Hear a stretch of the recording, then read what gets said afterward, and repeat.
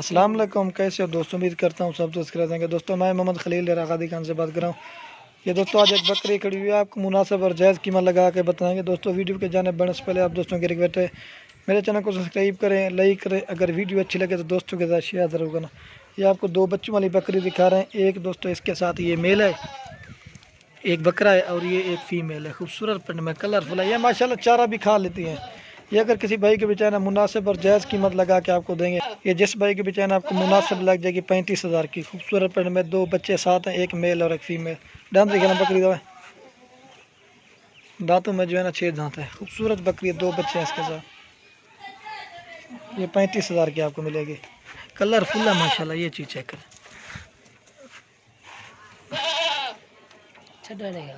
चड्डा दिखाना आप दोस्तों के। इसका चड्डा भी दिखा देता हूँ, ये खोल। ये चीज़ चेक करें, खूबसूरत चड्डा है माशाल्लाह। ये चीज़ चेक करें, ये एक बकरा है, ये बकरी है और ये दो बच्चे हैं साथ में। खूबसूरत हैं दोस्तों। इस तरह के 3 जानवर आपको 35,000 के मिल रहे हैं। कलरफुल है माशाल्लाह। ये चीज़ चेक करें, ये बच्चे भी दूध पी रहे हैं। ये चीज़ चेक करें, एक मेल और एक फ़ीमेल है। ये 35,000 के आप दोस्तों को मिलेगी।